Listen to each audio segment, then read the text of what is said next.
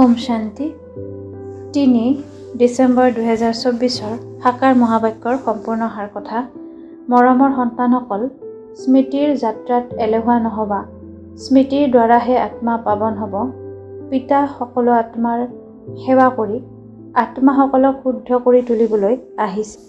প্ৰশ্ন: কোনটো স্মৃতি স্থায়ী হৈ থাকিলে খোৱা বোৱা শুদ্ধ হৈ যাব? উত্তৰ: যদি স্মৃতিত থাকে যে আমি সত্যখণ্ডলৈ যাবৰ বাবে, মনুষ্যৰ পৰা দেৱতা হ'বৰ বাবে বাবাৰ ওচৰলৈ আহিছোঁ, তেতিয়া খোৱা বোৱা শুদ্ধ হৈ যাব।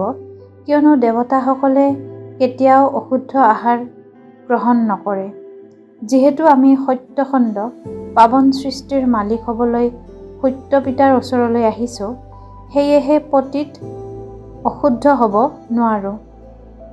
ধাৰণাৰ বাবে মুখ্য সাৰ: ১. পিতাৰ দ্বাৰা ভালদৰে পঢ়ি অতি উত্তম ফুল হ'ব লাগে।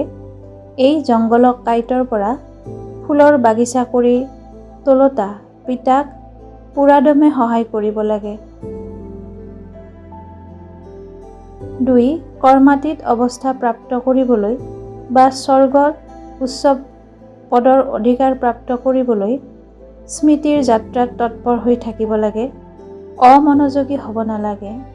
বৰদান: নিজৰ মস্তকত সদায় পিতাৰ আশীৰ্বাদৰ হাত অনুভৱ কৰোঁতা মাষ্টৰ বিঘ্ন বিনাশক হোৱা।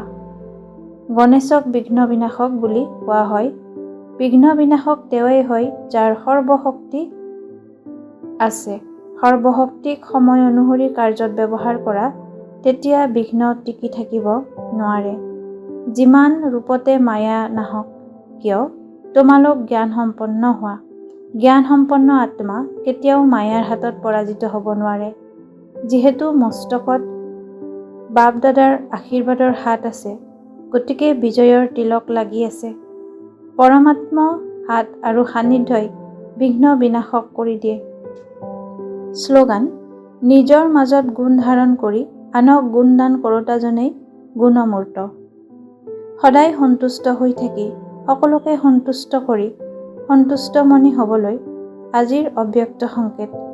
বাপ দাদাই সন্তানসকলক নিৰন্তৰ সঁচা সেৱাধাৰী হ'বলৈ কয়। আৰু যদি নাম সেৱাৰ কিন্তু নিজেও অশান্ত হোৱা, আনকো অশান্ত কৰা, এনেকুৱা সেৱা নকৰাই ভাল। কিয়নো সেৱাৰ বিশেষ গুণ হৈছে সন্তুষ্টতা। য'ত সন্তুষ্টতা নাই, নিজৰ প্ৰতিয়েই হওক বা সম্পৰ্কত অহা সকলৰ প্ৰতিয়েই হওক, তেন্তে সেৱাই নিজৰ ক্ষেত্ৰতো ফল প্ৰাপ্ত নকৰাই আৰু আনৰো নকৰাই। এই ক্ষেত্ৰত প্ৰথমে নিজক সন্তুষ্টমনী কৰি তাৰ পাছত সেৱাত আহিলে ভাল। নহ'লে সূক্ষ্ম বোজা বাঢ়ি যায় আৰু সেই বোজা উড়ন্ত কলাত বিঘিনিৰ ৰূপ লৈ যায়। ওম শান্তি।